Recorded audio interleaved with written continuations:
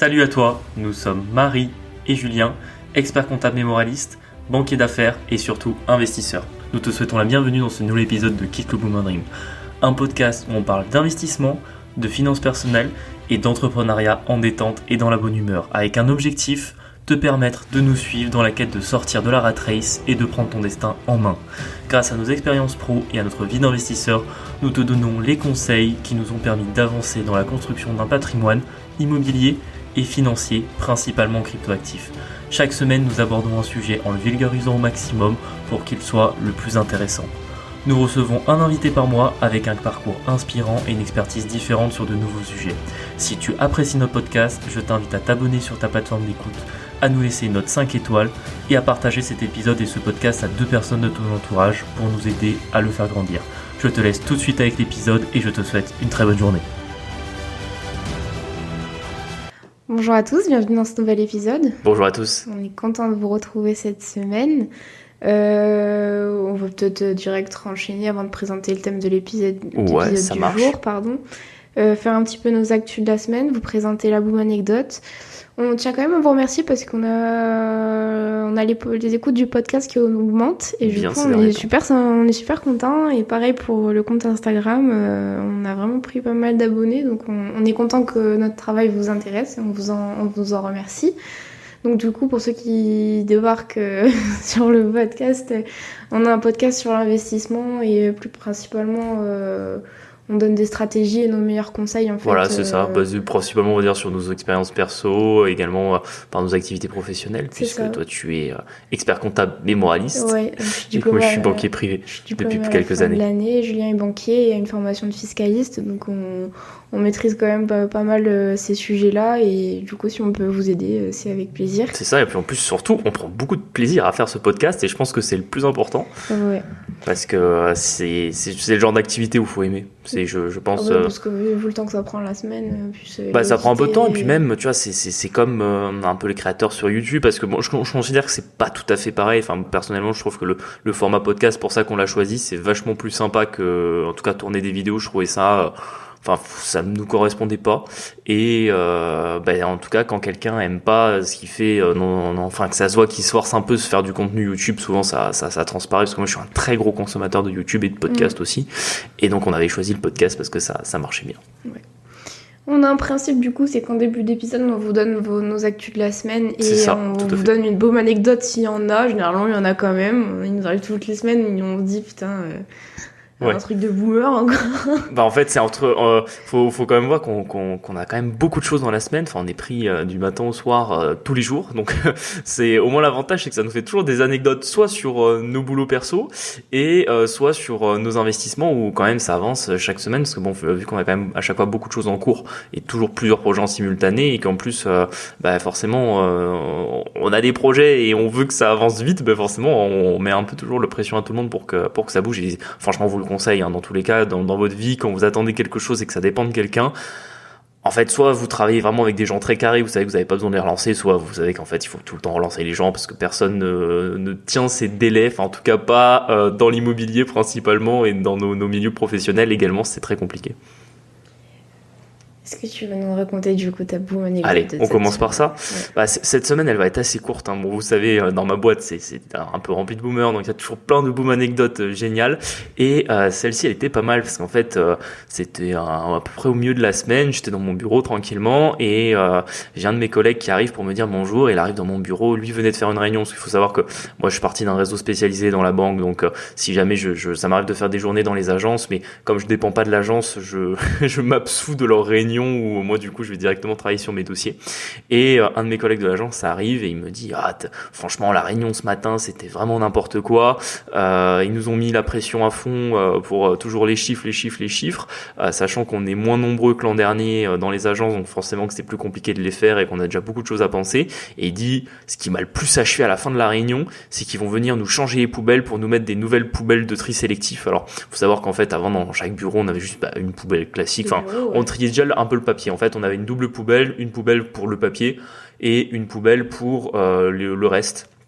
Sachant que nous, le papier, c'est normal parce que des fois c'est un peu sensible. Normalement, ça se jette pas dans une poubelle classique, ça part à la broyeuse et comme ça au moins on est sûr que personne ne peut à un moment donné mettre la main sur éventuellement des informations qui seraient confidentielles. Et en fait, ils sont venus nous installer des poubelles. Alors la seule chose qui change, c'est qu'on a toujours la poubelle papier individuel, enfin pour le papier de l'imprimante, une poubelle noire et une poubelle jaune pour faire du tri sélectif. Et le gros problème, c'est qu'en fait, c'est une société externe qui s'occupe du ménage et notamment de changer les poubelles, comme à peu près dans tous les groupes qui ont comme ça des gestions de bureaux. Et en fait, c'est qu'eux, ils sont pas formés, ils sont pas au courant. Donc en fait, vous avez, on a deux boomers d'un service interne qui ont débarqué, sachant que c'est souvent ça qu'on rigole, parce que je veux dire, moi, si on veut me payer 4000 balles par mois pour venir installer des poubelles dans les agences, je le fais avec grand plaisir.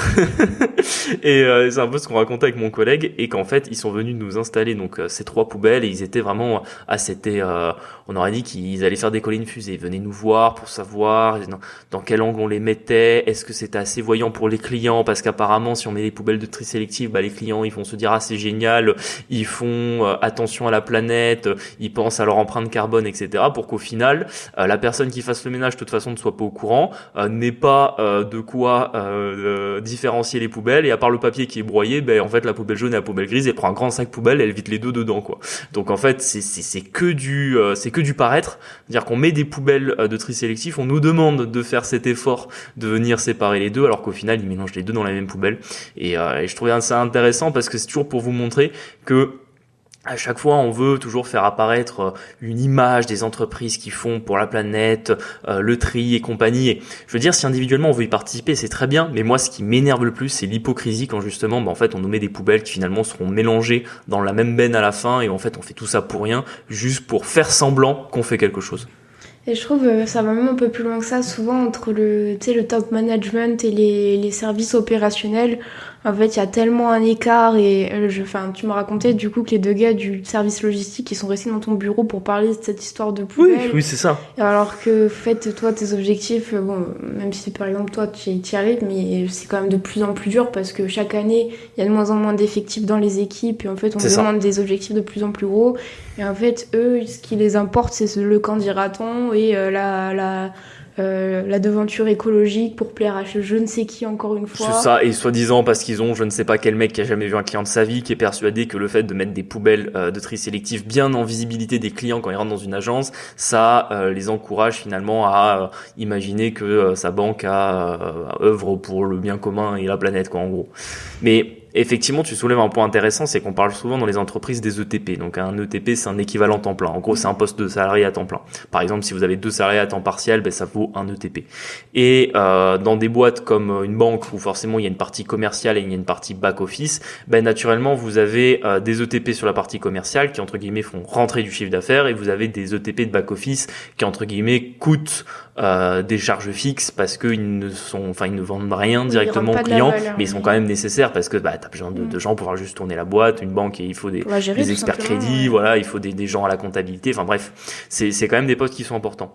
Et de plus en plus, plus le temps avance, plus il y a de moins en moins de volonté de créer des postes de commerciaux, enfin en gros des postes de front office qui vendent et qui font rentrer du chiffre d'affaires. Alors pour plusieurs raisons, déjà parce qu'ils ont de plus en plus de mal à recruter, qu'ils ont de plus en plus de démissions, donc ils ont parfois du mal à les remplacer, et également parce que souvent dans leur tête ils se disent c'est pas parce qu'on met un équivalent temps plein en plus dans une agence ou sur un site que forcément on va avoir plus de chiffre d'affaires en face, ce qui peut se concevoir comme analyse. Mais ce qui est énervant quand du coup vous êtes dans ces équipes de front office, que vous devez faire les chiffres pour faire entrer du chiffre d'affaires dans la boîte, que vous vous rendez compte que en même temps que la boîte râle parce qu'elle refuse de vous recruter des nouveaux assistants commerciaux ou de mettre juste du personnel à l'accueil pour recevoir les clients, en fait elle paye des services entiers de mecs dont le seul objectif c'est de venir installer des poubelles écologiques qui ne servent à rien dans les agences et les différents sites, et que vous vous dites mais putain, mais on est vraiment dans la même boîte, c'est pas possible que moi on me met une pression de malade toute la journée pour les chiffres, sachant qu'on n'est pas assez pour faire le taf qu'on nous demande, et que de l'autre côté vous avez des gens qui sont payés à venir installer des poubelles et à se faire des réunions pour savoir si la poubelle elle a bien été placée de 20 cm ou pas. Donc c'est souvent cette décorrélation dans les boîtes qui fait que ça vous met juste le seum et vous dites que ça n'a aucun sens. Ouais, ça perd de sens en fait. Bon, ok, pour cette boum anecdote de cette semaine. Elle était petite, mais voilà, celle-là, vraiment, elle était... En fait, c'est toujours, je trouve, c'est des parfaits exemples, en fait, de tout ce qu'on reproche. Donc, des fois, quand on parle un peu du boomer dream, du problème dans le marché du travail, etc. Et en plus, on vous les raconte avec nos yeux on a 27 ans tous les deux, tu vois. Donc, vraiment, on vous les raconte comme on le ressent. Et je pense qu'en vrai, en tout cas, des retours qu'on a autour de nous, c'est que ça marche comme ça partout, quoi. C'est ça qui est grave. Dis-toi, par exemple, juste petit aparté, mais moi, dans mon cabinet d'expertise comptable, on est 4 managers et il y a 3 collaborateurs. Il y a plus de managers que de collaborateurs. Mais pourquoi ? Parce que vous n'arrivez pas à recruter des collaborateurs. Il y a 3 postes vacants en dessous de nous. Ouais. Et voilà, donc il manque la moitié de l'équipe. Mais et du coup, vous faites le boulot au lieu d'un manager, lui qui manage de collaborateurs, il fait le boulot de 2 collaborateurs. Exactement, voilà. Boomer Dream. C'est ça, exactement. Nos actus de la semaine, il s'est pas passé moult choses cette semaine. Ouais, semaine plutôt calme, même si on a bien avancé. On a le gros chantier des 9 appartements qui a démarré. Ils ont attaqué les démolitions. On est là en train de faire les plans et c'est ça qui est intéressant, c'est que on est au cœur avec le maître d'œuvre et les équipes d'architectes pour voir comment on découpe pour avoir pour le mieux exploiter la surface possible, parce que quand on est sur des appartements, on va dire des studios, des T2, si vous avez, on va dire, 35 mètres carrés sur un carré ou vous l'avez sur un rectangle ou pire sur un L, en fait en termes d'espace intérieur quand vous vivez dans l'appartement, c'est pas du tout pareil. Donc en fait on essaye d'optimiser au maximum pour en fait avoir de la surface utile, parce que ça arrive très souvent dans l'immobilier, vous avez des appartements qui ont été mal découpés, mal agencés, ou parfois même dans des petites surfaces. Enfin, ça nous est déjà arrivé de voir des T2, et même dans le neuf, même dans des nouvelles résidences où vous avez un T2 qui fait 40 mètres carrés, vous vous retrouvez avec un couloir qui vous prend 3 ou 4 mètres carrés, ça on l'a vu souvent. Et étant donné que là pour une fois c'est nous qui sommes à la manœuvre, on essaie de découper au mieux, et ça c'est assez intéressant. Donc on a hâte que ça avance. Je pense qu'on est sur 4 mois et demi de travaux. Ouais. On espère à peu près, donc ça veut dire livraison juin-juillet, on verra. J'espère pour juillet qu'on puisse louer correctement, parce que du coup l'année dernière on vous a déjà donné cette astuce. Une petite coupure. Je disais qu'on vous avait déjà donné l'astuce, mais quand vous voulez savoir un petit peu le montant du loyer que vous pouvez mettre sur un bien, on vous conseille de mettre une annonce sur Le Bon Coin avec par exemple des photos d'une autre annonce d'une autre ville qui n'a rien à voir, mais qui est sensiblement quand même pareil que ce que vous allez proposer, et ça permet du coup de savoir comment se placer en fonction de la demande. Et je me rappelle pour cette ville-là, du coup on avait testé en juillet dernier. Et franchement, on avait eu des super retours. Donc, si on arrive à... dossiers, on en a eu beaucoup en plus. Ouais, et si on arrive à avoir les logements pour juillet, en vrai, je serais super contente, parce que ça veut dire qu'on galérera pas pour la mise en. Oui, surtout que ça sera rapide, quoi. Parce qu'une fois que le chantier est fini, il faut mettre en loc, parce que tant que vous voulez pas, vous gagnez pas d'argent, quoi. C'est ça. Donc hâte que ça commence réellement. Je sais qu'ils ont posé la benne et commencé à casser déjà là. Ouais, c'est ce que j'ai dit tout à l'heure, qu'ils avaient déjà attaqué les démolitions. Et voilà, c'est à peu près tout sur les actus de la semaine. Ouais. On va peut-être attaquer la question du jour. Oui, alors, on a préféré vous faire un sujet un peu plus léger que d'habitude, et plutôt une question. Non, mais avant, il y avait une question. Les questions, on avait reçu une question. Ah, pardon, finesse, oui. Question du jour, je l'avais pas compris. C'est toi qui les prépares et c'est moi qui te les rappelle. Y a Manon qui nous avait écrit par rapport à l'épisode sur les investissements qu'il fallait pas faire en 2024, et notamment sur la LCD. Donc moi, je m'y attendais un petit peu. Et elle nous demandait du coup quel bien se prête à la LCD, vu qu'on l'a déconseillé. Oui. Alors encore une fois, quand on revient rapidement sur ce qu'on a dit sur la LCD, c'est vrai que nous on n'est pas fan, ça, on vous l'avez déjà expliqué un peu toutes les raisons qui faisaient qu'on n'aimait pas trop la location courte durée, et pourquoi on le déconseillait. Et on le déconseille majoritairement parce qu'en fait c'est partout sur internet, et qu'aujourd'hui je pense que la grande mode dans l'immobilier, c'est qu'au lieu de vous encourager à acheter de l'immobilier rentable à location long terme, on vous encourage à faire de la location courte durée qui dans la majorité des cas n'est pas forcément indiquée. Et pour encore une fois clarifier, moi je considère qu'en fait quand vous faites de la location courte durée, vous prenez un risque complémentaire qui est induit par la charge de travail que vous avez en plus. C'est-à-dire que si vous êtes capable de faire la même rentabilité en louant à long terme ou en louant à court terme, il vaut mieux louer à long terme. Vous aurez moins de problèmes de gestion, vous n'aurez pas de risque, on va dire, sur votre taux de vacances, vous ne serez pas, on va dire, soumis à des éventuelles évolutions de la réglementation, voire parfois des fiscalités complémentaires comme la taxe d'habitation que vous pouvez avoir sur vos LCD et que vous n'aurez pas si vous louez à long terme à des locataires. Donc c'est plein d'éléments qui sont des petites primes de risque à avoir en plus sur la location courte durée, qui fait que quand vous vous orientez vers ce type d'investissement immobilier, il faut absolument que vous ayez un vrai différentiel par rapport à de la location longue durée. Et je pense que notamment dans la plupart des grandes villes maintenant, et pour celles qui sont pas encore concernées, ça ne faire qu'augmenter. Vous avez le plafonnement du nombre de nuitées en location courte durée. Par exemple, nous c'est le cas dans des villes comme Bordeaux, Montpellier, Paris, Lyon, où sur un local d'habitation, donc un appartement ou une maison, vous ne pouvez pas louer plus de 120 nuitées par an sur Airbnb ou sur Booking, et le reste du temps, soit vous louez pas, soit vous devez louer en location longue durée. Le problème, c'est que c'est difficile en général d'arriver à faire matcher parfaitement une location courte durée pendant peut-être 9 mois pour un étudiant, puis 3 mois de Airbnb. Ça se fait dans les faits, mais je veux dire, ça vous fait quand même un investissement avec 2 modes d'exploitation différents. Alors tant que vous en avez qu'un, ça va, mais si vous commencez à en avoir 5, 6, 7, ça devient vite très compliqué à gérer. Et si vous voulez faire que de la location courte durée, en réalité, c'est pas 120 nuitées par an qu'il vous faut pour être rentable, il vous en faut au moins 250, il vous en faut le double. Donc c'est pour ça que faut plutôt faire de la location courte durée dans des locaux commerciaux, c'est-à-dire trouver des locaux commerciaux qui sont plus inexploités, parfois totalement, où en fait il y a tout à refaire en termes de travaux, et par exemple faire une love room en plein centre-ville d'une grande ville, etc. Là, vous êtes sûr que vous allez avoir de la demande, et comme vous êtes sur du local commercial, vous pourrez faire de la location courte durée toute la nuit, 250 ou 300 nuitées par an si vous êtes très bon et que vous avez quasiment un taux de remplissage parfait. Donc ça, on l'encourage, mais le problème c'est que c'est assez rare. Et ça s'adresse. Du moins, c'est peut-être pas dans les villes où il y a 250 nuits au plein, tu vois ce que je veux faire, tu vois, le taux plein. Si, on peut trouver ce type on peut trouver ce type de locaux commerciaux à acheter, mais je veux dire, ça s'adresse quand même à des investisseurs expérimentés. Et moi, ce qu'on visait un peu sur la location courte durée, c'était avant tout ceux qui se tourne vers la location courte durée en premier investissement en mode ça y est, j'ai trouvé la martingale pour quitter mon job dans un an. Alors que si vous voulez faire de la location courte durée, il faut justement aller plutôt chercher ces locaux commerciaux dans des grandes villes que vous allez transformer en love room. Enfin, quand je dis love room, c'est un exemple, mais il y a tout un tas de types d'investissements différents. Et en plus, il faut que votre rentabilité, une fois que vous avez mis en exploitation votre location courte durée, elle soit quasiment x2 par rapport à de la location longue durée. Donc je vous donne un exemple, si par exemple dans une grande ville, vous arrivez en étant très bon à trouver des appartements peut-être à 6-7% de renta, parce que malheureusement si vous êtes à Bordeaux, dans les meilleurs quartiers de la ville, vous allez difficilement trouver mieux que 7% de renta. Si vous faites une location courte durée là-bas, il faut au moins que vous soyez à 14. Si vous êtes à 8, 9, voire 10, c'est pas intéressant en fait de la location longue durée.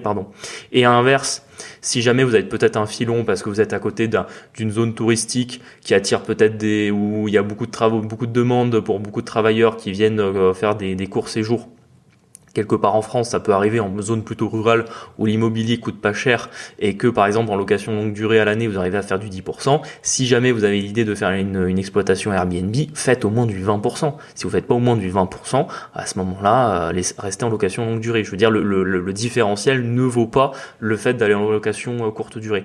Et quand on additionne tous ces points-là, on se rend compte, enfin moi en tout cas, quand je vois passer sur les réseaux sociaux les différents investissements en location courte durée, 80% du temps, je trouve que ça valait pas le coup. Alors ça veut pas dire qu'ils ont fait un mauvais investissement, parce que ça reste un investissement, donc ça reste finalement aller dans le bon sens, mais dites-vous toujours que ça sera beaucoup plus de gestion, beaucoup plus de problèmes et beaucoup plus de difficultés de la location courte durée par rapport à de la location longue durée. Donc voilà, c'était pour clarifier un peu ce point. Okay. Et est-ce que j'ai répondu à la question ? Oui, je pense. Bon, ça va alors. Il y avait Magali aussi qui nous avait déjà écrit, qui visite des biens en ce moment, et elle nous parle d'un immeuble qu'elle a visité où il y a un poêle à granulés et voulait ton avis dessus. Oui, alors le poêle à granulés, c'est vrai que personnellement je l'ai pas encore vu, c'est parce que c'est de ce que j'ai compris, c'est un immeuble qui est plutôt dans la deuxième partie nord de la France, donc on trouve plutôt ce type de chauffage. Moi personnellement, ça me gêne toujours un peu quand je vois ce type de chauffage. J'aime bien toujours que les appartements ils aient leur propre chauffage individuel. Le plus simple, c'est à l'électricité directement, comme ça au moins, ou au gaz, à la condition qu'ils aient un compteur individuel, comme ça au moins chaque locataire a ses compteurs et a ses propres consommations. Parce que là en fait c'est une chaudière à granulés pour tout l'immeuble. Donc dans l'immeuble il y a 3 appartements et ça veut dire qu'en fait c'est vous en tant que propriétaire qui devez faire l'avance du coût du système de chauffage pour vos locataires et qui devez faire des régulations annuelles. Et le problème c'est que si les locataires ils disent c'est dans les charges, ils font pas attention, vous vous retrouvez avec des grosses consommations que vous devez leur refacturer dans les charges, et en fait une fois sur deux ils vont vous dire mais non c'est pas possible, on n'a pas consommé autant, etc. Alors que bon, vous avez des compteurs divisionnaires qui le disent, mais ça ajoute je pense un petit peu plus de difficultés de gestion, voire parfois parfois un petit peu des accros avec des locataires qui estimeraient que finalement c'est dans le loyer, même si c'est bien marqué dans le bail qu'il y a une provision pour charge qui dépend des consommations. Mais voilà, ça parfois pour tout le monde c'est pas toujours clair. Donc c'est pour ça que je préfère en général que le locataire il ait sa propre consommation avec son abonnement chez EDF. Comme ça, si jamais il y a une régule, c'est EDF qui voit direct avec le locataire et qui vous embête pas dans l'histoire. Et en plus, là, en l'occurrence, un poêle à granulés, de ce que j'ai compris, il faut mettre manuellement les granulés dedans plusieurs fois dans l'année. Donc en plus, en termes de gestion, je trouve ça un peu embêtant. C'est écologique, par rapport au DPE, tu penses que ça change un truc ou pas? Oui, je pense que si ça a été installé, j'espère que, parce que c'est un truc récent, de ce que j'ai compris, c'était de ce qu'il y avait dans la description, c'était un poêle qui avait été installé très récemment, tu vois. Donc j'imagine qu'il doit être performant, mais justement, s'ils ont refait le système de chauffage récemment, moi j'aurais jamais mis un poêle à granulés. Mais bon, de ce que j'ai compris, elle veut acheter l'immeuble à une personne âgée, et je pense que la personne âgée, elle aimait bien ce type de chauffage. Mais voilà, on vous déconseille en général plutôt tout ce qui est pareil, chaudière au fioul. Alors en général, chaudière au fioul, d'un point de vue DPE, c'est mauvais, mais ça pareil, le jour où vous faites une réno de l'immeuble ou des appartements, mettez de l'électrique partout. Alors en électrique, vous avez de tout, hein. Il y a des radiateurs qui sont performants, d'autres pas. Je pense qu'on va pas rentrer dans les détails ici, mais évitez toujours tout ce qui est système de chauffage collectif dans les immeubles. Et ça, pareil, si jamais vous achetez pas des immeubles où vous êtes seul propriétaire, mais des appartements en copropriété, pareil, regardez toujours si l'appartement il a bien son système de chauffage individuel, parce que si vous êtes dans des copropriétés où il y a des systèmes communs de chauffage, souvent ça coûte une blinde. Et d'ailleurs, le tout premier appartement de notre parc qu'on a acheté, celui-là, il est dans une résidence où le système de chauffage est commun, et ça n'a été que des problèmes, et ça coûte les yeux de la tête, quoi. Chaque année, il y en a pour 1500 balles de chauffage à refacturer au locataire. Ouais, et le locataire qui comprend pas. Elle comprend pas, du coup, et à chaque fois, elle nous dit c'est pas possible, etc. On est là, écoutez, c'est comme ça. Et d'ailleurs, même, petit autre exemple, nous, dans notre propre appartement, qui est un appartement neuf, où on n'a pas le chauffage en commun parce qu'on est électrique pour le chauffage, mais on a l'eau qui est chauffée par une chaudière électrique commune, et en fait c'est juste une arnaque, parce que on a consommé en 2023, on a consommé 12 mètres cubes d'eau, donc 12 mètres cubes d'eau chaude sur l'année, c'est pas beaucoup, et ça nous a coûté 500 balles. Donc en fait, autant qu'on ait notre propre ballon d'eau chaude, en charge de structure, c'est abominable, vraiment. On s'est fait soulever. Ah ouais, non mais c'est un truc de fou. C'est-à-dire que votre eau chaude, on la paye à prix d'or, parce qu'en fait, une grosse chaudière électrique commune, c'est pas du tout rentable, et que les moindres frais qu'il va y avoir dessus, vous êtes obligé de participer comme tous les autres copropriétaires, quoi. Après, donc, je sais qu'en plus, c'est les aléas de vivre dans des résidences, enfin un appartement, et donc dans des résidences, mais en plus, si vous voulez, quand le voisin prend sa douche en même temps que vous, ça se sent en plus, je trouve. Oui. Oui, on a des problèmes soit de pression, soit de température d'eau qui change. Enfin bon, bref, on vous conseille en tout cas tout ce qui est système de chauffage ou d'eau chaude, il faut toujours que ça soit individualisé dans les appartements. Vous verrez, ça sera beaucoup moins d'ennuis, y compris pour vous, si un jour vous vivez vous-même en appartement. On va passer du coup au thème de l'épisode du jour. Alors, je sais pas encore comment est-ce qu'on va appeler l'épisode, mais on a décidé du coup de vous parler du fait que en France, pourquoi les Français font moins d'enfants. Démographie en baisse. C'est ça, et on trouve que c'est un sujet de société important, et surtout qui nous concerne, nous les plus jeunes générations. Bon, je sais quand on a 20 ans, on pense à autre chose, c'est normal. Voilà, mais nous qui approchons doucement la trentaine... On fait 27 cette année, forcément, c'est des sujets qui commencent à nous concerner. On voit bien qu'autour de nous... commence à avoir les premiers enfants. Voilà, nos amis commencent à avoir des enfants. Et du coup, on trouve que c'est important d'alerter un petit peu sur le sujet. Oui, après, c'est surtout que, en réalité, les problèmes que nous, on voit... qui explique qu'on n'a pas d'enfants, parce que tu sais, c'est ce qu'on dit toujours entre nous, on dit si on était né dans des familles de multimillionnaires, en fait on aurait certainement eu des enfants à 23 ans, tu vois. Donc en fait cette réflexion qu'on se fait, qui fait que 25 ans on n'a toujours pas d'enfants, on se rend compte qu'en fait c'est exactement les mêmes les mêmes problèmes qui se posent à nos amis, aux connaissances qu'on a autour de nous, ou même parfois des gens avec qui on peut discuter au travail ou dans les diverses rencontres qu'on peut faire. Et c'est vrai que c'est pour ça qu'on trouve ça intéressant d'en parler, parce que finalement c'est plutôt en lien avec le Boomer Dream quand même. C'est ça, c'est qu'en fait nous on s'était dit pourquoi est-ce qu'on ferait pas un enfant maintenant, en fait pour telle raison, et on se rend bien compte qu'en pratique par exemple nos amis qui sont pas trop dans notre délire d'investissement ou de Boomer Dream, et typiquement tous les obstacles qu'on pouvait voir, il y avait ils les cochent quoi, donc au final c'est quand même important. Combien est-ce qu'il y a d'enfants par femme en France ? Pour se donner une petite idée. De moins en moins, je crois que la dernière stat, on doit être autour de 1,7 enfants par femme, quelque chose comme ça, sachant que c'est en baisse. Alors bon, c'était déjà en baisse dans les années 80-90, c'est remonté un peu dans les années 2000 et là c'est à nouveau en baisse. Et après, ce qui est plus alarmant, c'est depuis le Covid. Ouais. C'est vrai que je pense que c'est quand même quelque chose qui revient de manière assez régulière, c'est que le Covid a quand même changé pas mal de choses et en tout cas on le voit sur les naissances, il y a une nette différence genre avant et après Covid, alors que on a vu un peu toutes les blagues enfin moi j'appelle ça des blagues, mais quand ils nous disaient qu'on était confinés, que du coup les gens allaient faire plus d'enfants, en réalité ça a été vraiment le contraire.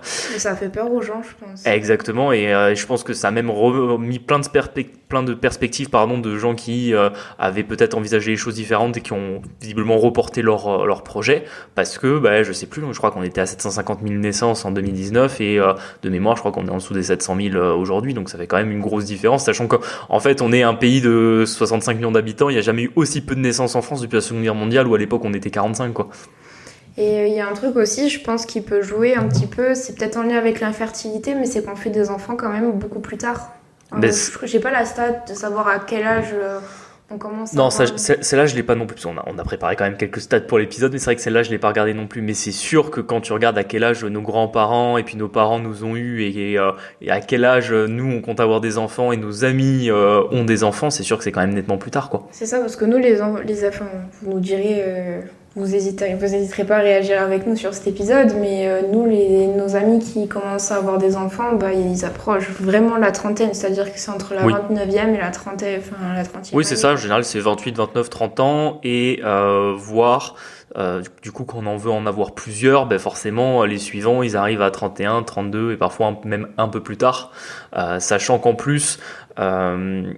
forcément, tu as déjà aussi les études qui expliquent que tu as des enfants plus tard. Oui. C'est un exemple tout bête, mais à l'époque où tu faisais moins d'études, on va dire que tu commences à travailler entre 16 et 18 ans. Ça, c'est peut-être pour nos grands-parents. Nos parents, ils ont grosso modo commencé à bosser à 20 ans pour ceux qui ont fait des études courtes et un peu plus tard pour ceux qui ont fait des études plus longues. Mais on va dire qu'aujourd'hui, tout le monde ne fait pas un niveau master, hein, loin de là. Mais je veux dire...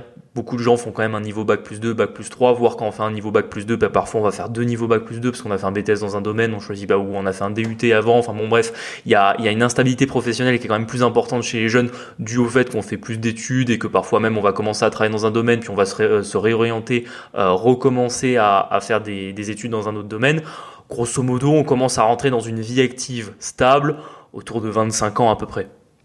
Oui, et puis en plus à 25 ans, du coup, on a fait que des études. Ouais, c'est ça, c'est-à-dire que pour l'instant, on n'a pas de maison. En tout cas, on peut pas se payer une maison parce que de toute façon, elles sont trop chères. On a des salaires qu'on trouve pas assez importants, en tout cas pour les études qu'on a fait. Puis même, je pense pour les gens qui n'ont pas fait d'études, on va pas se mentir. Aujourd'hui, vivre avec un SMIC, c'est très compliqué.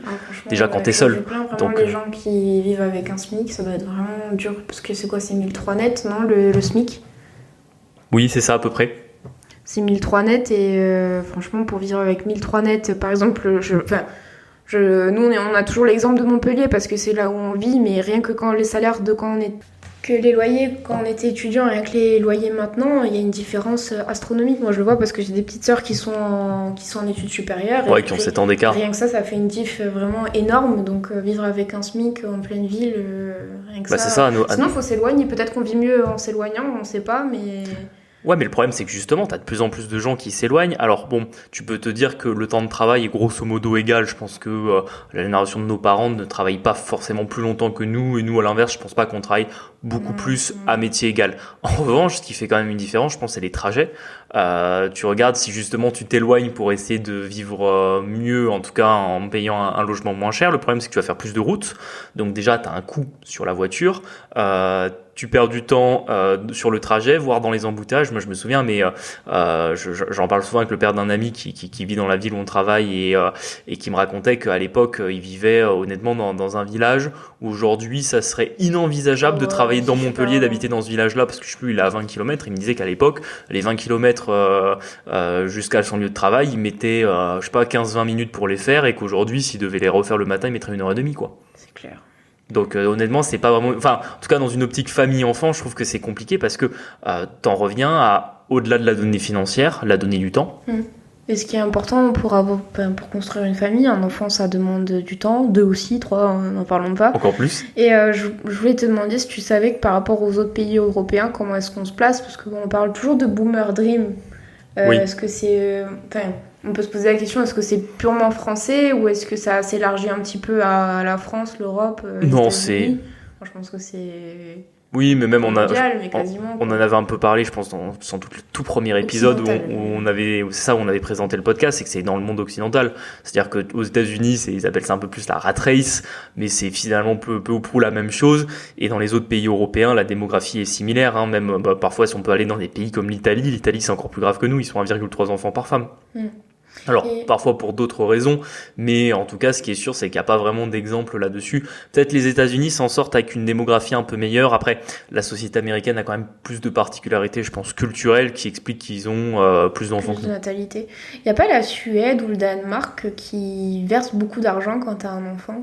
Si, maintenant, tu as de plus en plus, justement, des pays nordiques. Des politiques de natalité, ça, quand même, qui sont mis en place par les gouvernements, parce qu'au bout d'un moment, en fait, pas assez d'actifs...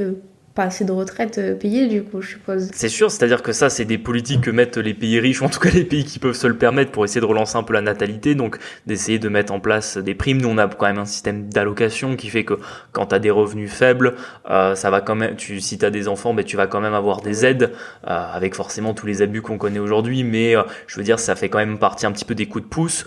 Mais honnêtement, nous étant bien placés à l'âge où on est de se poser la question d'avoir des enfants maintenant, c'est pas un chèque qui te décide d'avoir un enfant. C'est avant tout un projet de vie. Et le souci, c'est que je pense que c'est le manque de perspective et de projet de vie pour notre génération qui explique en grande partie qu'on n'a pas d'enfants, plus que la question financière qui est importante, il ne faut pas la négliger, mais pour moi elle passe au secondaire. C'est-à-dire que si tu donnes des allocations, si tu donnes des primes aux parents pour qu'ils aient plus d'enfants, c'est pas ça qui va vraiment les décider. Alors attention, parce que justement on avait pris l'exemple quand on avait commencé l'épisode à dire si on était millionnaire on aurait déjà des enfants. C'est quand même différent parce que entre donner une prime de 10 000 euros à des parents et faire en sorte que les parents soient millionnaires, c'est pas les mêmes projets de vie, c'est pas le même style de vie, c'est pas le même cadre, c'est pas les mêmes problématiques au quotidien et forcément on peut pas faire de tous les parents des millionnaires, c'est juste pas tenable dans une société. Donc je pense que c'est quand même à différencier que en gros les coups de pouce financiers qu'ils donnent ne sont pas suffisants pour en tout cas convaincre de faire plus d'enfants. Et d'ailleurs, ça me fait penser... Bon, moi, en ce moment, j'ai plein de copines qui ont des bébés. Voilà, c'est un peu la vibe parce qu'elles sont un poil plus âgées que moi. Et il y en a une qui a donné naissance en août à une petite fille. Et je pense qu'elle a dû reprendre le travail en novembre ou en décembre en cumulant les congés, vraiment en tirant tout sur tous les congés. Elle s'est débrouillée pour travailler 3 fois 12 heures par jour, par semaine, pour avoir du temps, du coup, sur la fin de semaine avec sa petite. Et voilà, c'est pas du tout quelqu'un qui s'intéresse à l'investissement ni rien. Je suis même pas sûre qu'elle connaisse le podcast. Mais du coup, elle a quand même un bon job parce qu'elle est infirmière dans le privé. Et son compagnon est pareil, chercheur, un truc comme ça. Et ils ont vraiment un bon salaire à deux. Oui, je crois qu'ils doivent gagner 5 000 euros par mois à peu près. Largement suffisant, je suppose, pour avoir un bébé. Ils vivent dans un bel appartement, dans un quartier sympa. Un quartier sympa. Voilà. Coche toutes les cases, enfin déjà pas mal de cases. Voilà, ils ont ce qu'il faut matériellement. Et en fait, ils nous disaient que déjà, en fait, c'était compliqué parce qu'ils voudraient acheter une maison et ils se rendent compte que les endroits où ils veulent acheter une maison, alors qu'ils ont les moyens, vraiment, ils ont quand même un bon revenu pour leur âge, etc. En fait, c'est inaccessible, du coup, c'est l'exemple de Montpellier, mais c'est inaccessible là où ils souhaiteraient. Et en plus, du coup, ils manquent cruellement de temps avec leur bébé, tu vois. Donc en fait, elle te dit que ça serait compliqué d'en gérer 2 parce que déjà, ça demande tellement d'organisation, etc. Et en fait, ils sont bridés parce que du coup, même s'ils en voudraient un deuxième, il faudrait déménager. Et ils n'arrivent pas à déménager, c'est fou. Tu vois, ça, je trouve ça intéressant parce que justement, ça montre que finalement, même quand tu as des revenus qui sont confortables, alors je pense pas qu'on peut les considérer comme spécialement riches. En revanche, ce qui est sûr, c'est que ils sont bien au-dessus du SMIC sur leurs revenus. Ça, malheureusement, leur suffit pas pour, entre guillemets, avoir le logement qu'ils désiraient avoir. Et c'est surtout que là où, par exemple, la génération de nos parents, c'était très souvent le cas, on va dire qu'il y avait un des deux parents qui se consacrait un peu plus à sa carrière professionnelle et le deuxième parent qui était un peu plus, on va dire, sur la vie familiale. Je veux dire, avant ça marchait comme ça. Toi, t'as tes deux grands-mères dont c'était des fratries assez nombreuses, qui se sont occupées de leurs enfants, qui ont pas travaillé ou très peu travaillé, pendant que justement c'était le mari qui travaillait, qui avait assez de revenus pour le foyer. Et là, par exemple, avec justement le couple d'amis qui gagne 5 000 € par mois, c'est juste inenvisageable qu'un des deux s'arrête de travailler pour s'occuper à mort des enfants, ou même passe à temps partiel, parce que pour l'instant ils peuvent déjà pas se loger dans la maison qu'ils voudraient, et en fait plus ça avance, plus forcément à un moment donné ils vont essayer de trouver des sacrifices en allant plus loin, en prenant un appartement, une maison plus petite, etc. Et ce qui est sûr, c'est que pour la payer à deux, quand tu vas te mettre le couteau sous la gorge de la mensualité de crédit, ça sera juste inenvisageable qu'un des deux arrête, et on retombe un peu dans le problème que à l'époque de nos parents, t'avais qu'un des deux qui travaillait, ça suffisait à faire vivre la famille, alors qu'aujourd'hui il faut absolument que les deux parents travaillent. Et ça aussi, c'est une des raisons que, comme tu dis, quand il faut s'organiser, t'as un enfant, tu te rends compte que c'est compliqué en travaillant 35 ou 40 heures semaine, voire plus, d'avoir un enfant dans les pieds, et tu te dis, là, le deuxième, c'est pas possible, quoi. Et d'ailleurs, je sais pas si... Parce qu'après, chacun verra un petit peu les grands-parents qu'ils ont, mais moi, je sais que mes deux grands-mères ont été très déprimées de rester à la maison. Donc, comme quoi... Le travail a peut-être quand même un sens. Et d'un autre côté, tu vois, mes deux grands-pères, eux, regrettent de ne pas avoir passé assez de temps avec leurs enfants. Enfin, par exemple, mon grand-père paternel était capitaine au long cours. Donc, en fait, 9 mois dans l'année, il n'était pas là. Et je sais que c'est quelque chose qui a vachement marqué mon père et ses frères, parce que il était jamais là, en fait. Et du coup, je me dis... Peut-être qu'aussi, l'équilibre... on est peut-être des générations où ça se rééquilibre un peu plus. Le couple a besoin chacun d'avoir une vie professionnelle et une vie de famille, et pas l'un qui prévaut sur l'autre. Tu vois ce que je veux dire ou pas ? Je vois ce que tu veux dire. T'es en train de dire qu'en fait, pour être heureux, il faut avoir un boomer dream. Non, je plaisante. Mais je vois bien ce que tu veux dire. C'est qu'en fait, c'est avant tout, il faut que aujourd'hui, il y ait un rééquilibrage pour que les familles aient surtout un rythme, plus harmonieux entre les deux, et pas uniquement un qui travaille beaucoup et un qui travaille pas du tout. Et je pense que au-delà de la question d'être salarié ou pas, etc., je pense que moi j'ai toujours été partisan, on en a parlé un petit peu dans ce podcast, mais dans d'autres circonstances que on va dire la parentalité, mais d'avoir aussi des épisodes de vie. Et typiquement, on pourrait imaginer que une famille qui pourrait se le permettre, quand elle commence à avoir des enfants en bas âge, elle travaille moins pour passer plus de temps avec les enfants. Et quand les enfants commencent à grandir un petit peu, les deux parents recommencent à travailler plus, ou peut-être un des deux reprend une activité limitée pour pouvoir s'occuper quand même encore des enfants quand ils sont adolescents, et l'autre peut par exemple se consacrer à un projet entrepreneurial qui va prendre plus de temps. Et honnêtement, moi je l'ai vu chez quelques clients. Ouais, moi aussi j'allais te dire, j'ai typiquement mon plus gros client sur mon portefeuille, c'est exactement ce qu'il a fait. Dès que les enfants ont été en âge de s'occuper d'eux-mêmes, ils se sont lancés dans un projet fou d'entreprise, et du coup ils font ça, je crois ils ont la cinquantaine maintenant. Ouais. Mais honnêtement c'est dans l'air du temps, et je pense que c'est intéressant d'en parler parce que ça montre en fait que ça existe et ça ouvre d'autres perspectives. Parce que nous, vous connaissez les choix qu'on a fait, on les a déjà présentés pas mal dans ce podcast. Voilà, on a choisi de vraiment travailler beaucoup dans notre vingtaine pour être tranquille le reste de notre vie, mais on aurait pu aussi décider de le faire autrement. Quand on avait fait l'épisode sur qu'est-ce qu'était le mouvement FIRE, il y avait aussi l'idée de, par exemple, mettre un petit peu d'argent de côté pendant 1 ou 2 ans, sachant que ça suffirait pas pour vivre une vie entière, mais pour, par exemple, profiter 5 ou 8 ans derrière, dans la période où on est jeune. Et on peut imaginer que une fois qu'on a voyagé, qu'on a fait un peu ce qu'on voulait de notre jeunesse, il y a la question d'avoir des enfants, et qu'on peut encore se permettre d'avoir les enfants en bas âge avant de se remettre au travail de manière plus importante. C'est vrai que c'est intéressant aussi cette vision-là, parce que quand tu regardes un peu les témoignages des FIRE, alors nous on est une forme de FIRE, mais... on a honnêtement je le dis en toute humilité, mais on est la version FIRE hardcore, tu vois, c'est-à-dire ceux qui se tapent dessus tous les jours pour, entre guillemets, pas avoir le moment où il faudra revenir bosser quand on aura quitté, tu vois, c'est là-dessus, ce que je veux dire, ça fait maintenant ça fait 6 ans qu'on est dedans, quoi. C'est long. Et du coup, ce que je disais, c'est que justement quand on écoute tous les témoignages de ces gens qui ont fait FIRE, donc qui ont construit un capital et qui le consomment pendant des années, en fait, généralement, c'est déjà des gens qui ont une vie de famille plus ou moins établie, avec peut-être des enfants qui venaient tout juste de naître, et ils se sont dit putain, il faut profiter de ça, il faut s'organiser autour de ça, parce que là, c'est pas tenable d'avoir un comme tu dis, un job 35-40 heures, récupérer les enfants, parce que ça, on n'en a pas parlé, mais qui garde les enfants pendant que tout le monde est au travail? Quand ils sont très jeunes, c'est les crèches ou les assistantes maternelles, enfin les nounous.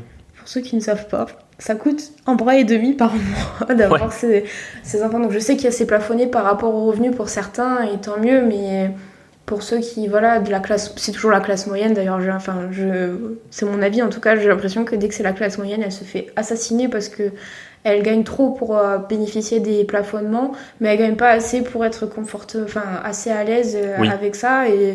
Et là, on a des amis du coup qui vont avoir un bébé. Alors on parle, ils auront un bébé demain. Normalement, c'est prévu pour demain.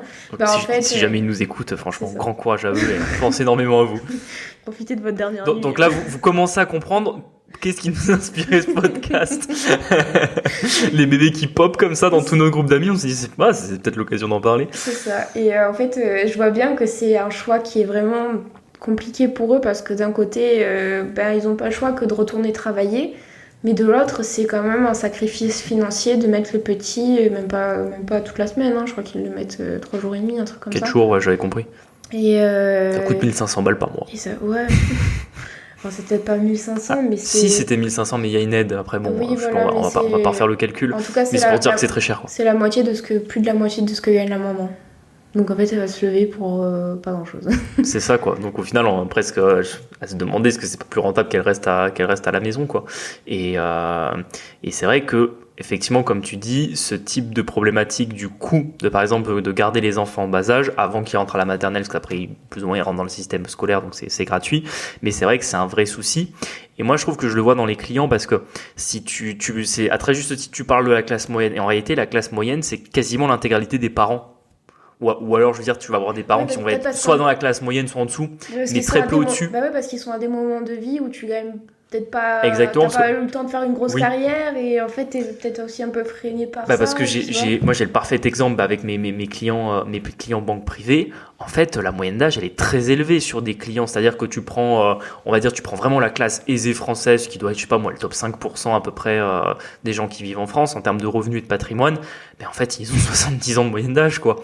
Honnêtement, moi je le vois dans mes clients, ceux qui commencent à avoir de l'argent, en général, les enfants ils sont adolescents quasiment. Ils sont au moins 10 ans. Ce qui veut dire que quand ils ont eu leurs enfants en général entre 25 et 35 ans à peu près, c'était le moment où ils n'avaient pas d'argent. Après, des fois ils viennent de familles qui ont beaucoup de patrimoine, donc ça permet de rééquilibrer un petit peu. Mais je veux dire, c'est l'âge où tu as des enfants, normalement par principe, hors cas, exceptionnel, c'est le moment où tu n'as vraiment pas de fous dans ta vie. Et en plus, tu te retrouves à te dire, bon, je vais bosser et en plus, je vais devoir payer la crèche qui me coûte la moitié, voire les 3/4 de mon salaire, quoi. C'est vrai. Et je pense que tu vois, ce qu'on n'a pas parlé et qui vaut le coup de l'aborder un peu dans cet épisode, c'est et quid quand tu es investisseur et aussi entrepreneur en soi, tu vois, mais est-ce qu'il y a un peu le cas de nos amis dont tu parlais tout à l'heure où la maman continue de travailler parce qu'en fait ils veulent garder des revenus intéressants pour pouvoir investir dans l'immobilier et c'est une très très bonne décision, mais ça leur coûte. Oui, non mais ça je veux dire ok, mais voilà, maintenant tu te dis bon, t'as déjà des enfants et tu veux investir. Est-ce que c'est raté? Est-ce que c'est trop compliqué? Qu'est-ce qu'on peut dire effectivement aux gens qui ont déjà des enfants? Peut-être parce qu'ils ont, avant de rentrer dans l'investissement, ils avaient déjà des enfants, ou alors vraiment ils se sont dit, écoute, moi les enfants c'est le projet de vie, on les a à tel âge et même si on n'a pas fini d'investir, tant pis. En fait, je pense que ça peut être une giga force en fait, d'avoir déjà des enfants. Alors, je pense que c'est un peu plus dur que si tu commences sans. Toujours le temps. Et en fait, c'est ça, c'est que nous, on voit bien le temps que ça prend par semaine. On n'a pas d'enfants et franchement, des fois, il y a des périodes où vraiment c'était compliqué. Alors, imagine, on aurait un petit à s'occuper, 2 petits,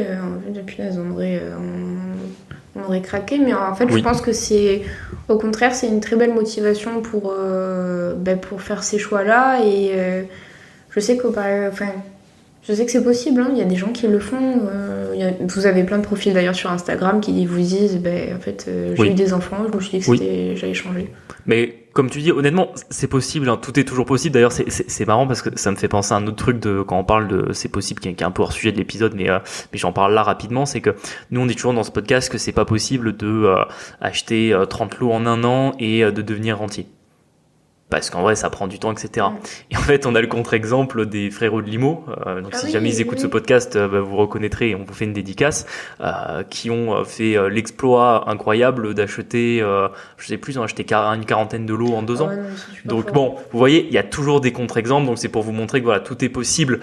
Après, néanmoins, on parle du top 1%, du 1%, voire du 0,0001%. Donc, quand parfois on vous dit des choses de manière générale, il faut les comprendre que dans la majorité des cas, si vous êtes l'investisseur normal, ça sera compliqué, voire impossible de accomplir des exploits incroyables, parce que par définition, un exploit, c'est quelque chose de rare. Si tout le monde commence à faire des exploits, en fait, ça arrête de devenir des exploits, tu vois. Un peu comme, je fais encore une autre parenthèse, mais ça fait une très bonne illustration. Moi, je fais un sport de force. T'as certains paliers de force ou de poids soulevés par des athlètes qui, à un moment donné, paraissaient des exploits. Et puis, quand vous avez plein d'athlètes qui commencent à arriver à la même charge, etc., en fait, ça commence à être banalisé et c'est plus impressionnant. Pas autant que ça l'était avant. Donc, pour revenir à la parentalité, je pense qu'effectivement, le fait que tu aies moins de temps et que tu as d'autres contraintes, d'autres centres d'intérêt, que effectivement, à un moment donné, si tu dois faire le choix entre amener ton enfant malade chez le médecin et aller faire une visite, tu vas amener ton enfant malade chez le médecin. Tu vois, les priorités s'inversent un petit peu.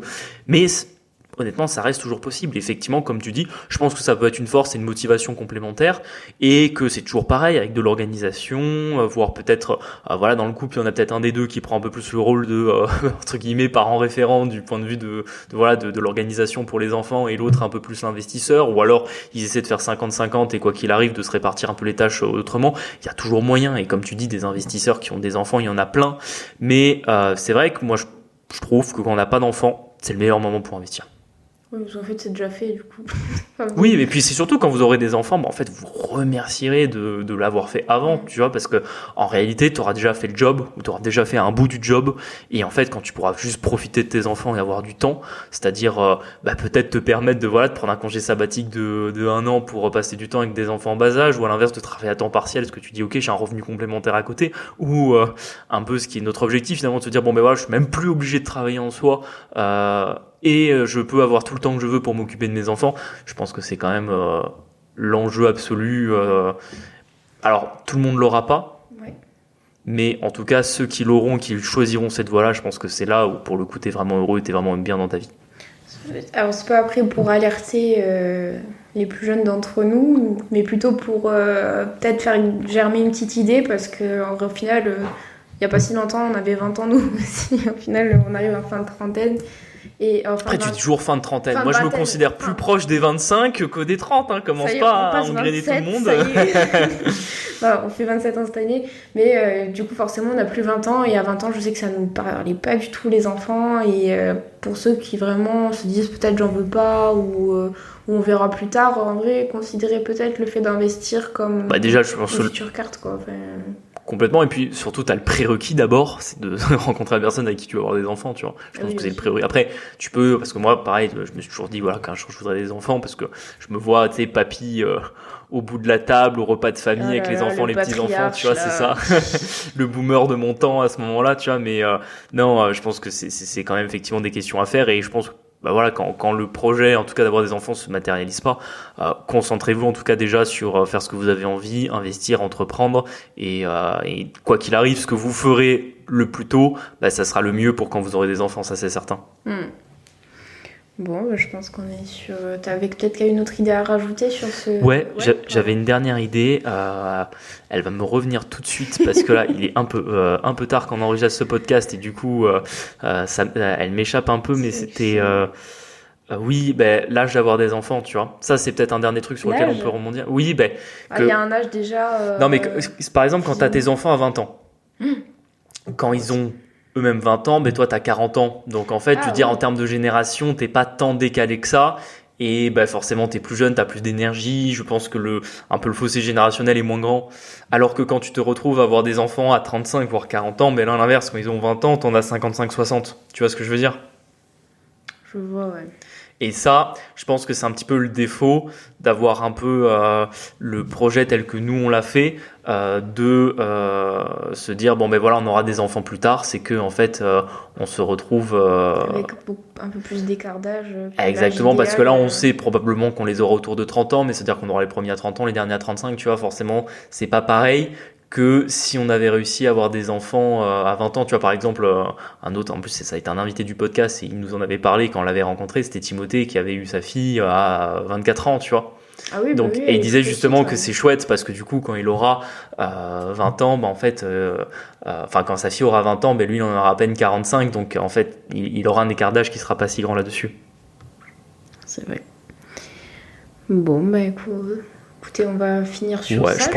Je pense que là, on n'arrive rien. Je pense que si on peut peut-être faire une conclusion et rappeler un petit peu cet épisode, toujours chaud des conclusions. En gros, toujours pareil, hein, n'attendez rien de l'État là-dessus. Oubliez les politiques natalistes, etc. Je m'attendais pas à ce que tu dises. Tu t'attendais pas. Non mais voilà, faut dire les choses comme elles sont. N'attendez pas que l'État fasse quoi que ce soit pour savoir si c'est le moment ou pas d'avoir des enfants. Faites juste ce que vous avez envie de faire et débrouillez-vous vous-même, investissez sur vous, créez-vous un patrimoine, entreprenez et entreprenez, c'est pas français, pardon. T'as dit quoi? J'ai dit devez entreprendre plutôt, voilà, on va parler français, encore une fois il est 23h, je suis désolé. et effectivement, voilà, quoi qu'il arrive, faites vos choix, faites vos projets et ne restez pas dans l'immobilisme et encore pire, dans le qu'en dira-t-on ou dans simplement d'écouter des gens qui n'ont pas les mêmes problématiques que vous donner leurs conseils quand en fait ils savent pas quels sont vos projets et quels sont vos besoins, quoi. C'est vrai. Un mot à rajouter? Bon, écoutez, on vous remercie de nous avoir écoutés jusqu'ici. N'hésitez pas à nous laisser 5 étoiles, vraiment, ça nous fait kiffer à chaque fois qu'on a vos commentaires et vos retours là-dessus. N'hésitez pas à nous envoyer des questions également sur Instagram. On se fait un plaisir d'y répondre à chaque fois en début d'épisode. Et puis encore une fois, n'hésitez pas à partager notre podcast éventuellement à des amis ou des connaissances autour de vous que ça pourrait intéresser. Je vous dis à la semaine prochaine. Ciao!